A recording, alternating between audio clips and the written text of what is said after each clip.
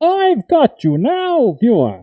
You see, the real reason why I'm making this video is to practice my Bane impersonation. Ha!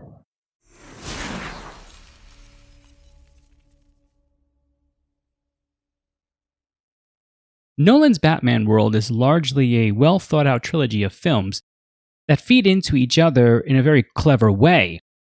I do have some issues with these films, especially concerning Batman himself and the various decisions that he makes along the way, but that's for another time.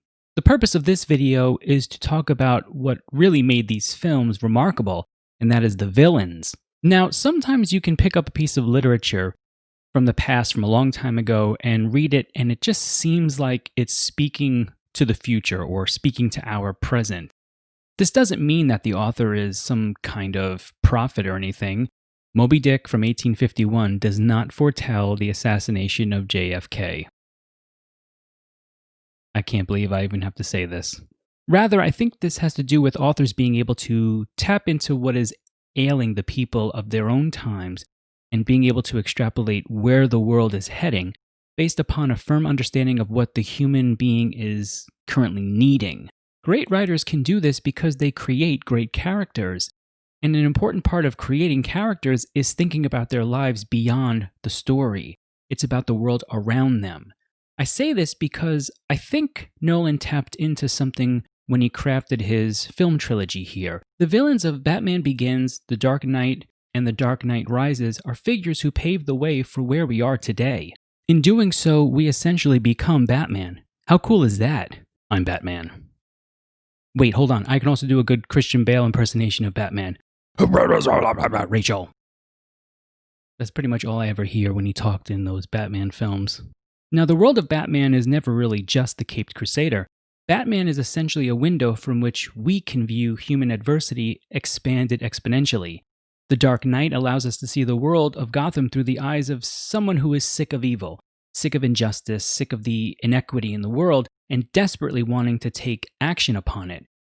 But it's how he reacts to these villains that gives us a point of entry into establishing a thorough review of whether or not we like the current iteration of Batman. If he acts as we would, we like him. If he doesn't, we don't. And that brings us to the villains. Batman is little more than a handsome billionaire without the villains. A truly horrible existence. All that being said, let's take a look at how Nolan frames the human adversity in these three films. The brilliance of the Nolan villains lies in their simplicity. He essentially breaks villainy into three forms: order, chaos, and ordered chaos. In Batman Begins, Bruce loses his parents and spirals into a world of chaos, where nothing seems to make sense to him anymore. He's got all this money, but none of that will bring back his parents. Therefore, everything to him just seems disorganized. Additionally, the justice system has failed him. This leads Bruce to embracing a life of chaos, until he meets with Ra's al Ghul, a man who promises order, promises the ability to impose order on others. The League of Shadows is a highly trained unit of secret assassins. When they capture a thief in the local village, they begin to show just how far they're willing to go to enact their order. Thievery represents a chaotic action, disorder, right? So when Bruce is asked to kill the thief, you somewhat think, well, okay, I can see the logic here, but of course Bruce refuses. He doesn't believe that execution is a fit punishment. Now, this is an important moment for not just Bruce, but for us as well. We begin to witness just how much power there is in mobilizing human beings toward a single idea, toward a single motivating factor. Bruce now understands that order is important, but that we must account for justice. We must be malleable enough to account for humanity. Now, of course, order is turned upside down with The Dark Knight. The Joker represents chaos. At times, I think the film loses its chaotic focus a bit, and the Joker becomes motivated toward a single end result, which is not really chaos. But that's understandable. Pure chaos in a villain is very difficult to show in media. One of the best chaotic villains in history is Iago from Shakespeare's Othello. It is unclear why Iago hates Othello so much, but we certainly have some ideas. If we're willing to give Bill Shakespeare a pass on this, then I think we should probably be willing to give Nolan a pass as well. Now, the Joker, beautifully depicted by the late Heath Ledger, was a perfect villain for the second film because it prompts the question of how do you impose order on pure chaos? That tends to be something only gods can do. It's like making a sculpture out of water without any container to hold it in place. It's maddening. I think at times we've all felt as though our lives were spinning out of control and that chaos seemed to be the driving force. Oftentimes, such a life of chaos leads us toward anger and resentment, which is what the Joker attempts to draw out of us in the whole convicts versus citizens scene in the film. It prompts us to question, to what lengths are we willing to go in order to stop chaos and impose order? Are we willing to sacrifice each other? Now, I remember when this film came out and people sort of had a problem with that boat scene and, one of the two boats had to press the button to blow up the other one. I know some people thought it just seemed, incredulous or problematic because the cynicism in us thought, yeah, someone's going to press that button and blow up the other ship. But I appreciate the fact that the film says, you know what? No, we're not willing to sacrifice each other for this to stop the chaos. I think this scene resonates with us more and more as we get further away from the film. We are experiencing a tremendous pull toward chaos now, and we want to believe that we would be as noble as the convict, known as Debo to those of us who are a bit older. We want to believe that we can be as noble as the convict who refuses to blow up the other ship. Batman responds to chaos with a morally questionable decision of spying on all of us. And this is one of those things that I have a problem with because I don't think it really fit the Nolan world, honestly. But again, that's for another time. Now, the beauty of this film is that it's Gotham that decides, not Batman, that it will impose order as a way to push back against the chaos, and sometimes that's what we have to do. Now, it's not a violent order. Instead, we use the belief that when we act in the name of humanity, we impose the greatest kind of order on ourselves. Order on our animalistic instincts, order on our selfishness.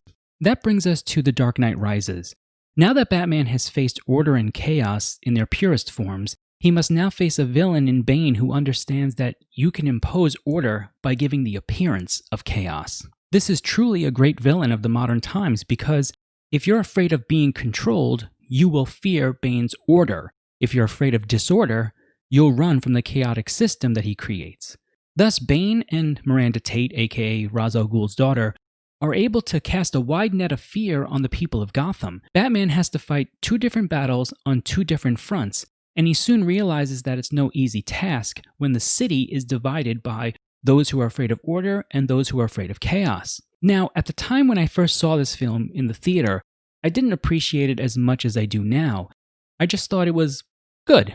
But I rewatched it recently, and I think that this last film actually has more staying power for me than even The Dark Knight Rises. I'm not a big fan of Batman Begins. It serves its purpose within the trilogy, though. As I mentioned before, we are currently surrounded by chaos, and it is dividing us.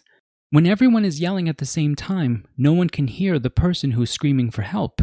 And when all of us are screaming for help, what are we supposed to do? For most of this movie, we see Bane as the main villain, but when it's revealed that Miranda is really organizing all of this, we begin to see just how much damage ordered chaos can actually do to a city, to a people. In this sense, The Dark Knight Rises becomes a movie that was ahead of its time. It's not that it predicted any of the events that we're experiencing now, it's that it could feel that we were slowly beginning to question what lies behind the chaos. In this sense, it feels prophetic, but again, it's not really. We are a people in turmoil, screaming at monsters with mouths but no ears, desperately running towards something that we can't quite make out in the distance. So what can we do? Is there anything we can learn from Nolan's Batman about how to fight back against this ordered chaos? I think so, but you might not like the answer.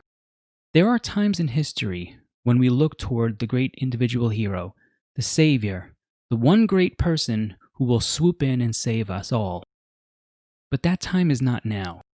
The truth is, we need you.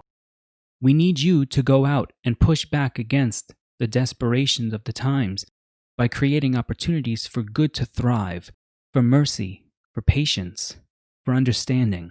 I'll leave you with the last lines from one of my favorite episodes of Superman the Animated Series entitled Apocalypse Now, Part 2. as Superman stands over the grave of his fallen friend Dan Turpin, a man who's just normal like you and me. He says, in the end, the world didn't need a Superman, just a brave one. Be brave, my viewers.